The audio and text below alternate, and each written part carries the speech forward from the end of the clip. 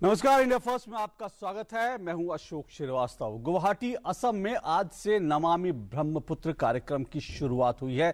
इस कार्यक्रम में शिरकत करने के लिए देश विदेश से बहुत सारे मेहमान जो हैं वो पहुंचे हैं इस वक्त गुवाहाटी असम में, और एक खास मेहमान भी है जो इस कार्यक्रम में शिरकत कर रहे हैं। वो है तिब्बत के धर्मगुरु दलाई लामा। और दलाई लामा की ये यात्रा, असम में उनका जाना बहुत महत्वपूर्ण है, क्योंकि असम के बाद दलाई लामा 4 अप्रैल से 8 दिन के लिए अरुणाचल प्रदेश की यात्रा पर जाएंगे और वो तवांग भी पहुंचेंगे। दलाई लामा की इस यात्रा को लेकर चीन ने एक बार फिर से विरोध जताया है, जैसा कि पहले भी चीन करता रहा है। हर बार ही दलाई लामा की भारत यात्रा को लेकर चीन ने आपत्तियां जताई हैं। इस बार भी चीन ने ऐसे ही किया। हालांकि ये यात्रा अगर देखें तो कुल मिलाकर इस यात्रा को हम कह सकते हैं कि एक सांस्कृतिक और आध्यात्मिक यात्रा भी है, लेकिन इस यात्रा के कुछ जो हैं राजनयिक और कूटनीतिक और राजनीतिक इसके पहलू भी हैं। तो कैसे इस यात्रा को देखा जाना चाहिए? चीन की आपत्तियों को भारत कैसे ले रहा है, और तिब्बत की नीतियों को लेकर चीन के प्रति भारत का जो नजरिया है, भारत और चीन के जो संबंध है, उन पर इस पूरी यात्रा का क्या कुछ प्रभाव भी पड़ सकता है, इन सब पर हम चर्चा करेंगे। और हमारे साथ 2 खास मेहमान स्टूडियो में मौजूद है। परिचय करा दे, जयदेव रानडे साहब हैं। जयदेव रानडे साहब चीन मामलों के एक्सपर्ट हैं और पूर्व राजनयिक भी हैं। हमारे साथ दूसरे मेहमान विजय क्रांति जी हैं। विजय क्रांति जी वरिष्ठ सलाहकार संपादक हैं डीडी न्यूज के और तिब्बत मामलों के एक्सपर्ट हैं। आप दोनों का बहुत बहुत शुक्रिया। जयदेव साहब, इस यात्रा को, दलाई लामा की यात्रा बहुत अहम है, क्योंकि हालांकि इससे पहले भी वो 2009 में भी तवांग गए थे, लेकिन इस बार उनकी अरुणाचल प्रदेश की यात्रा काफी लंबी यात्रा है और चीन ने जिस तरह से विरोध किया है, तो क्या आपको लगता है कि इसको हम एक आध्यात्मिक और धार्मिक यात्रा की तरह ही देखें, या फिर इसके कुछ और भी मायने हैं? इसका अगर आप मेन जो देखें तो ये धार्मिक यात्रा है, रिलीजियस यात्रा है। ब्रह्मपुत्र को जो पूजा जो हो रही है वो वहां पे शामिल रहेंगे। वो बुद्ध धर्म का सबसे माने हुए गुरु हैं आजकल। और उसके बाद वो अरुणाचल जाएंगे। अरुणाचल में भी बहुत सारे बुद्धिस्ट लोग हैं और वो वहां पे टीचिंग्स देंगे बहुत सारे। तो रिलीजियस यात्रा है, पॉलिटिकल ओवरटोन्स है नहीं। चीन जो है, चीन ने क्लेम्स किए हैं अरुणाचल के ऊपर, कहती है कि पूरे जो प्रदेश है वो चीन की है, उनको उसको वो सदर्न तिब्बत कहते हैं, दक्षिण तिब्बत। तो वो जो अपने तरीके से जो कहे सो कहे, बट यहाँ पे दलाई लामा जो हमारे यहाँ रह रहे हैं, हमने पनाह दिया उनको, वो जैसे दूसरे प्रांतों में जाते हैं वहां उसी तरीके से अरुणाचल जा रहे हैं। और पॉलिटिकल स्टेटमेंट्स कुछ नहीं कर रहे हैं, ना कोई पॉलिटिकल फंक्शंस अटेंड कर रहे हैं, सिर्फ रिलीजियस फंक्शंस कर रहे हैं। तो मेरे ख्याल से तो बिल्कुल ही परमिसिबल है। कोई एंटी चाइना एजेंडा है ही नहीं इसका।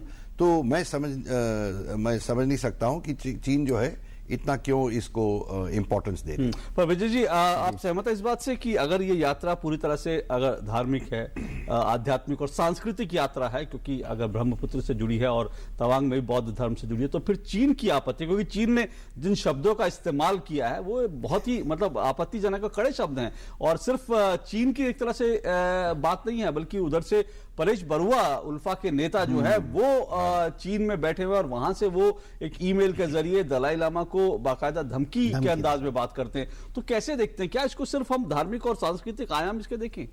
देखिए, ये यात्रा धार्मिक है या राजनीतिक है, ये एक मुद्दा बड़ा गौण है।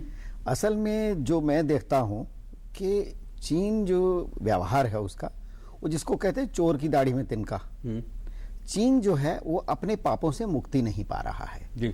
चीन ने जिस तरह से 1950 के बाद 1949, 50 और फाइनली 51 में तिब्बत पर जिस तरह से कब्जा किया उसने, वो एक बड़ा गैर कानूनी था। और तब से दुनिया में जो उसकी जो विरोध हुआ, तिब्बत में जो उसने हालत की, चीन ने मानवाधिकारों का हनन किया लोगों के, और लोग वहाँ जो आज़ादी की लड़ाई लड़ रहे हैं उसका जो दमन किया है, वो पाप का जो वजन है इतना ज्यादा है चीन सरकार पर कि वो उससे मुक्ति नहीं पाती है। इसलिए वो जो ही दलाई लामा का नाम आता है तो वो बौखला जाती है। तो दलाई लामा एक तरह से यूं समझिए कि वो कहते हैं ना रेड रैग, जो एक दुखती रग हैं, दुखती रग भी हैं। और वो जो मैटाडोर वाले जो होते हैं ना, जो खेल है कि सांड के को आप लाल कपड़ा दिखाइए और वो बौखला जाता है। तो दलाई लामा को देखकर चीन जो बौखलाता है, वो उसकी वजह ये है कि तिब्बत पर जो गैर कानूनी कब्जा है चीन का, वो उससे वो परेशान है।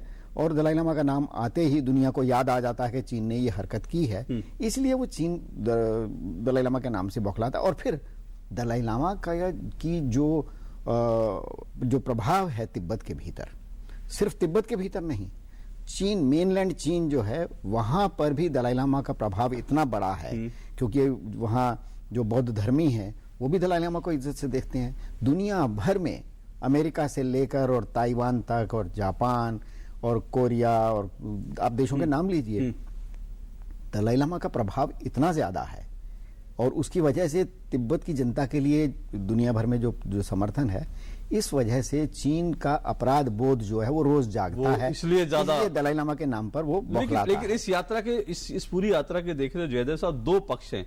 एक तो अरुणाचल, क्योंकि चीन को अरुणाचल में कोई भी जाता है, भारत के प्रधानमंत्री भी जाते हैं तब भी उसको आपत्ति होती है, और अमेरिका के राजदूत जाते हैं तब भी आपत्ति होती है। अब तो दलाई लामा साहब जा रहे हैं, जो कि जिनके नाम से ही वो कह रहे हैं कि बिल्कुल उनको कपड़ा दिखा दो जैसे सांड भड़क जाता है, तो उस तरह, तो इसके दो आयाम है। तो इसलिए क्या कह सकते हैं कि चीन इसलिए ज्यादा तिलमिलाया हुआ है कि अरुणाचल जा रहे हैं, तवांग जा रहे हैं। और एक बात बार बार लोग विशेषज्ञ मानते हैं कि चीन को यह आशंका रहती है कहीं तवांग पहुंचकर वो जो है अपनी जो गतिविधियां थी, जो उनको इस तरह की गतिविधियां ना कर जो कि चीन के लिए मुश्किल हो जाए।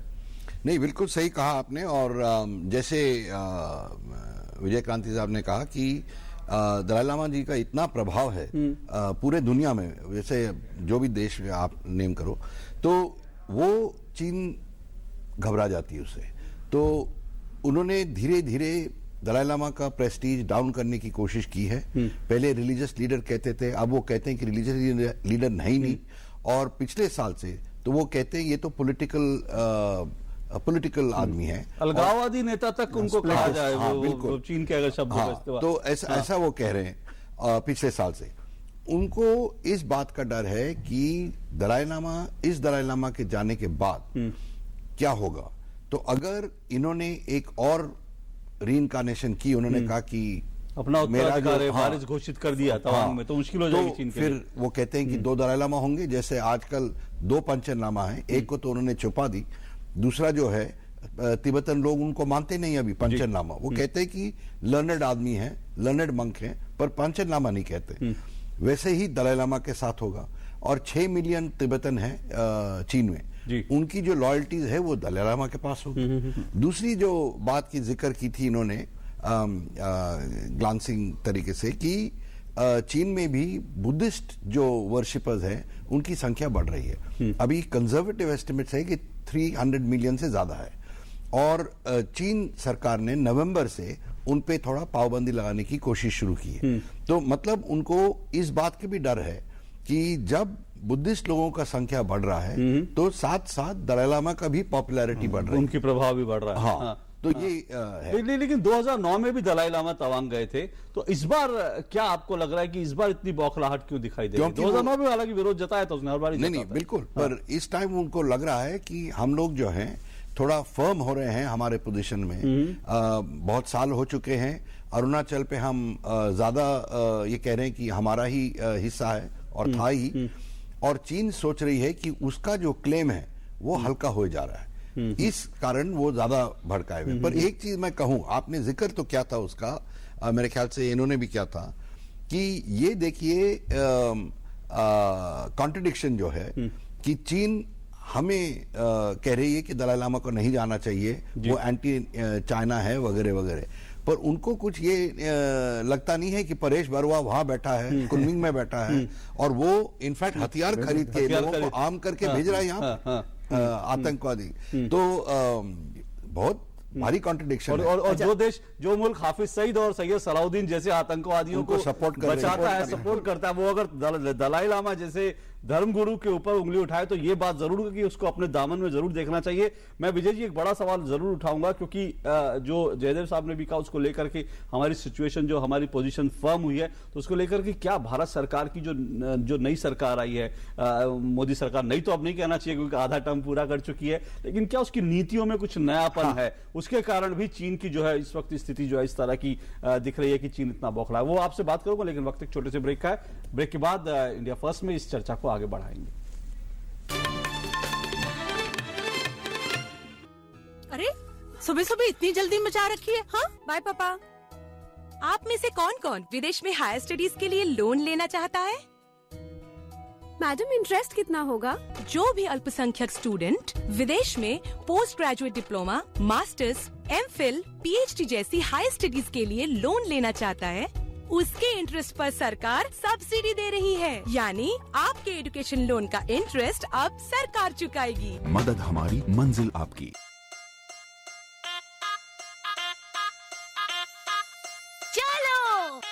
गुड़गुड़म बुड़बुड़म बुलबुलों का जादू हम आ ई देखे देखे लेट्स अब बड़ा आ बोलो, जल्दी से मुंह खोलो। देखा? अरे ये क्या कर रहे हो? डॉक्टर मुन्नी सही तो है, हमारा मुंह है हमारी सेहत का आईना। मुंह को स्वस्थ रखने से दांत और मसूड़ों के साथ पूरा शरीर स्वस्थ रहता है। मुंह का स्वास्थ्य बनाए रखने के लिए दिन में 2 बार ब्रश करें और खाने के बाद कुल्ला, क्योंकि स्वस्थ मुंह है सेहत का आधार। समझे?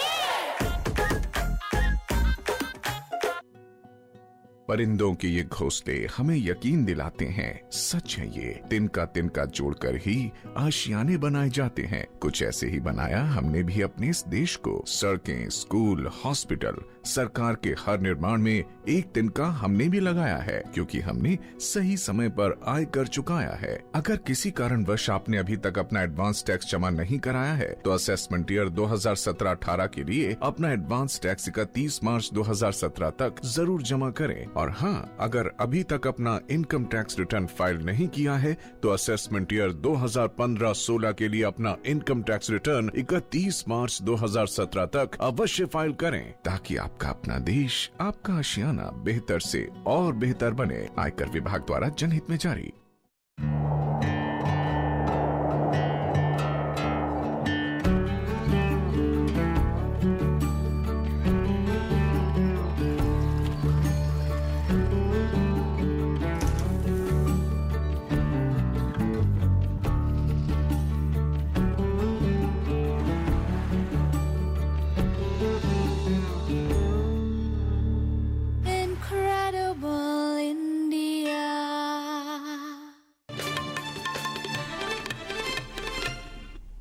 इंडिया फर्स्ट में आपका एक बार फिर स्वागत है। हम तिब्बत के धर्म गुरु दलाई लामा के इस वक्त असम के दौरे पर हैं और आने वाले दिनों में 4 अप्रैल से वो 8 दिन की अरुणाचल प्रदेश की यात्रा पर भी जा रहे हैं। तो उसी संदर्भ में बात कर रहे हैं, कैसे देखा जाना चाहिए इस यात्रा को, और खास करके इसलिए भी ये यात्रा बहुत अहम है क्योंकि भारत के लिए तो तिब्बत के धर्मगुरु का अपना महत्व है ही। भारत उनको हमेशा मान सम्मान देता है। वो भी भारत को अपना उन्होंने पिछले दिनों कहा था कि वो भारत के पुत्र हैं। उन्होंने कहा था कि भारत में जिस तरह की धर्मनिरपेक्षता उतनी कहीं देखने को नहीं मिलती, भारत में जिस तरह की सहिष्णुता उतनी कहीं देखने को नहीं मिलती। ये उन्होंने सम्मान भारत के प्रति जताया था। लेकिन चीन ने इस पर जिस तरह का विरोध जताया है, उसको लेकर भी ये यात्रा जो है बहुत जो है सुर्खियों में आ गई है। हमारे साथ 2 मेहमान जुड़ा है। जयदेव रानाडे साहब है, जो कि चीन मामलों के एक्सपर्ट हैं, और विजय क्रांति जी हैं, सीनियर कंसल्टिंग एडिटर हैं डीडी न्यूज के, और तिब्बत मामलों के एक्सपर्ट हैं। विजय जी, अगर इस यात्रा को देखें तो चीन की ये बौखलाहट, क्या उसका एक बहुत बड़ा कारण ये भी है कि पिछले कुछ समय में चीन के प्रति या फिर तिब्बत को लेकर, दलाई लामा को लेकर भारत की नीति में जो है एक ज्यादा जो फर्मनेस दिखाई दे रही है, जिसका इशारा जयदेव साहब ने किया? बिल्कुल। देखिए, मैं तकरीबन 45 साल से तिब्बत, चीन और भारत का जो त्रिकोण है उसको एक पत्रकार के नाते बड़ी गंभीरता से, नजदीक से स्टडी कर रहा हूं। आपने तिब्बत में भी बहुत वक्त बिताया वहां? हाँ, मैंने काफी यात्राएं की हैं वहां। जो एक क्वालिटेटिव चेंज मैं देख रहा हूं, इससे पहले जो भारत की सरकारें रहीं उनके मुकाबले जब से मोदी सरकार आई है, तो मैं एक जबरदस्त क्वालिटेटिव चेंज देख रहा हूं। किस तरह का? वो इस तरह का है कि अब तक जो हमारी सरकारें थी वो या तो दब्बू नजरिया रखती थी। चीन ने कोई भी कुछ भी कहा तो अच्छा जी, या जिसको यूं कहें चीन की बंदर घुड़की आई और भारत सरकार चुप हो गई जी। चीन ने कोई गड़बड़ की और भारत सरकार ने उसको अनदेखा कर दिया। शतुरमुर्ग वाली नीति थी कि कुछ खराब हो रहा है, चीन कर रहा है तो उसकी तरफ देखो मत। मोदी सरकार ने आते ही पहले दिन से उस पॉलिसी को बदला है। मैं कुछ 2-3 उदाहरण देता हूं जी। कि जब शपथ ग्रहण समारोह हुआ राष्ट्रपति भवन में नए प्रधानमंत्री नरेंद्र मोदी का, उस वक्त भारत के आसपास की जितनी भी सरकारें हैं सबके राष्ट्राध्यक्षों को भारत में ऑफिशियली आमंत्रित किया गया, उन्होंने शपथ ग्रहण समारोह में हिस्सा लिया। सिर्फ चीन को आमंत्रित नहीं किया।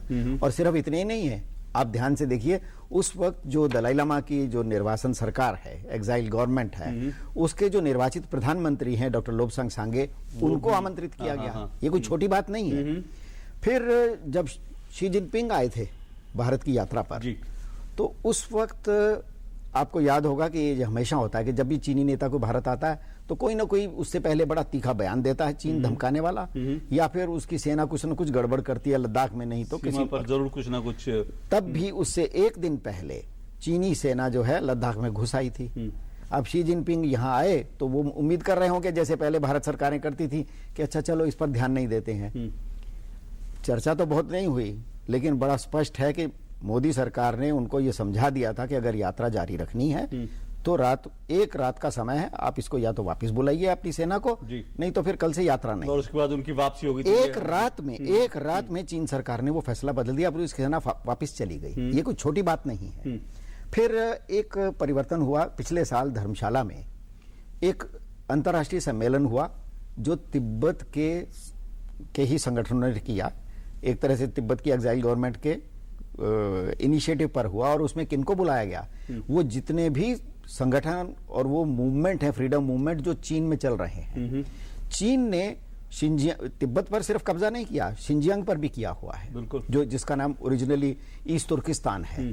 चीन ने मंगोलिया के एक बहुत बड़े हिस्से पर कब्जा किया हुआ है, जिसको इनर मंगोलिया, साउथ मंगोलिया कहा जाता है।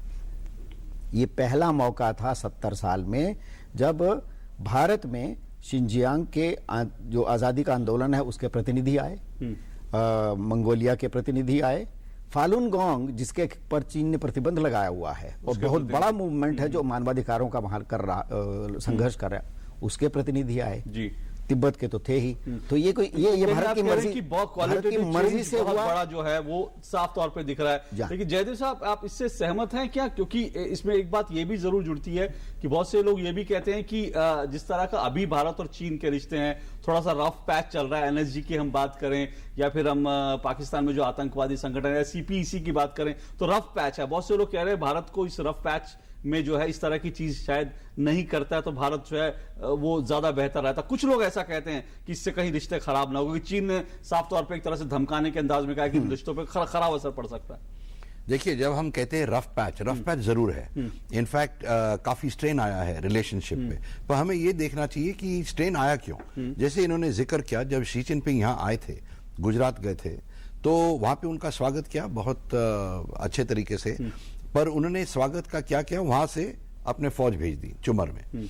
और उस टाइम से हमारा जो अभी सरकार है उसकी नई पॉलिसी की एविडेंस मिल गई, क्योंकि मोदी जी जब बात कर रहे थे उनके साथ, उन्होंने ट्वीट भेजा कि वहां पे इंट्रूजन हो रही थी जी।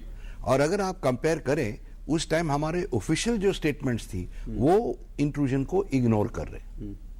तो पहला जो मतलब इंडिकेशन था कि ये सरकार इंट्रूजन्स को नहीं सहेगी, तो वो था। दूसरी बात, जब भी मोदी शी जिनपिंग से मिले हैं, पहला मुद्दा जो उन्होंने उठाया है वो है बॉर्डर इशू। अब वो चीनियों को पसंद नहीं है, पर जो स्टेट क्राफ्ट है वो इस पे थोड़ी चलेगी कि आपको पसंद है कि नहीं है। जो अनकंफर्टेबल बातें हैं वो चाहते हैं कि हम ना उठाएं, तो पहले नहीं उठाते थे, अब सरकार जो है वो उठाती है पहले। आपको याद होगा कि जब ये आतंकवादियों का मसला चल रहा था, मसूद अजहर, हाफिज सईद वगैरह, तो हमारे प्रधानमंत्री ने शी जिनपिंग से खुद उन्होंने रेज किया था ये कि भाई ये आतंकवाद जो हैं इनको यूएन सैंक्शन लिस्ट पे लाना चाहिए, आपको भी प्रॉब्लम्स होंगी इनके थ्रू और अभी होंगी, तो एक साथ मिलके काउंटर टेररिज्म का प्रोग्राम करें। पर उन्होंने साथ नहीं दिया। तो जो स्ट्रेन्स आ रही हैं रिलेशनशिप पे, वो इस चीज के कारण हो रहा है। ये नहीं कि हम लोग कोई हमारे तरफ से तो हमारे पर एक और चीज मैं कहूं जाते कि हम लोगों ने इस बात का जिक्र किया है कि अरुणाचल प्रदेश पे उन्होंने सदर्न तिब्बत की क्लेम की हुई है कि सदर्न तिब्बत बोलते हैं।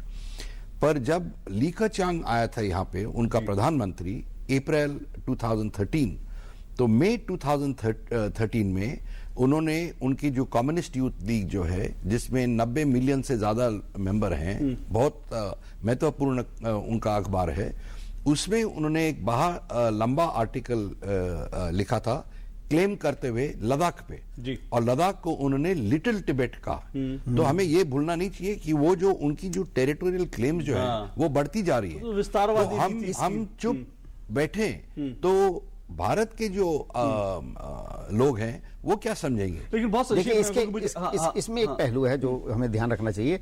चीन जो है बड़ी नीति के तहत अरुणाचल और लद्दाख पर अपना एग्रेसिव एटीट्यूड दिखा रहा है। उसका कारण ये है कि चीन की नीति ये है कि वो डिफेंसिव नीति नहीं है, उनकी पॉलिसी एग्रेसिव रहना।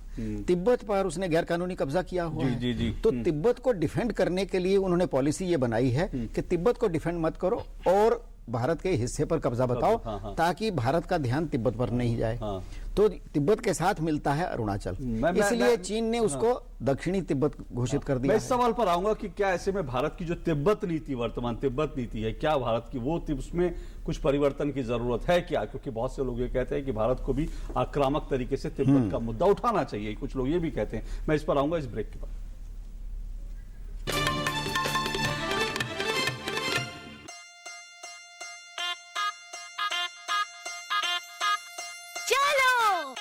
गुड़गुड़म बुड़बुड़म बुलबुलों का जादू हम आ ई देखे देखे लेट्स सी बड़ा आ बोलो जल्दी से मुंह खोलो।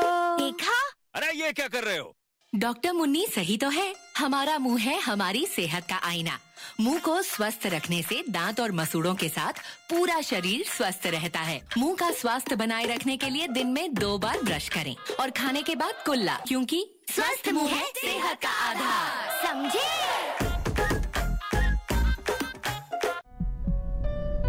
अपनी अघोषिताएं का डर मुझे चैन से जीने भी नहीं देता। पकड़ा गया तो क्या करूं, किससे मदद मांगूं? ये मदद मांगने का नहीं बल्कि मदद करने का वक्त है। मतलब आज ही अपनी अघोषित आय को प्रधानमंत्री गरीब कल्याण योजना 2016 के अंतर्गत जमा कराएं और खुद को चैन सुकून और कई लाखों करोड़ों की मदद कर उनकी जिंदगी को खुशहाल बनाएं। याद रहे, अपनी अघोषित आय को वैध बनाने का ये अंतिम मौका है। ये डिक्लेरेशन हर हाल में 31 मार्च 2017 तक कराएं। ऐसा न करने पर 77.25% टैक्स, सरचार्ज और सेस के अलावा भारी जुर्माना भी भरना पड़ेगा और साथ ही बेपनाह शर्मिंदगी भी। एक अच्छे भारतीय नागरिक की तरह समय रहते आगे आए, देश हित में प्रधानमंत्री गरीब कल्याण योजना में सहयोग बढ़ाएं और इसी तरह पैसे भी बचाएं और साथ ही पुण्य कमाएं। आयकर विभाग द्वारा जनहित में जारी। नहीं, पानी तो पिला दो। 6 महीने तो होने दे। दूध पिए दादी दादा पानी दे दो। अभी कुछ नहीं। उसमें क्यों नहीं? क्योंकि 6 महीने से पहले कुछ और खिलाया पिलाया तो हो जाएगा ध्वस्त। 6 महीने तक सिर्फ मम्मी का ही दूध, समझी? अरे वाह।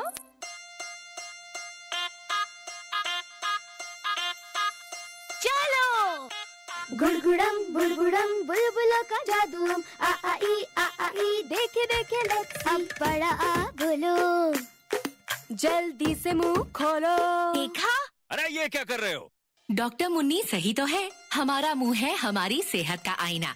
मुंह को स्वस्थ रखने से दांत और मसूड़ों के साथ पूरा शरीर स्वस्थ रहता है। मुंह का स्वास्थ्य बनाए रखने के लिए दिन में 2 बार ब्रश करें और खाने के बाद कुल्ला, क्योंकि स्वस्थ मुंह है सेहत का आधार। समझे?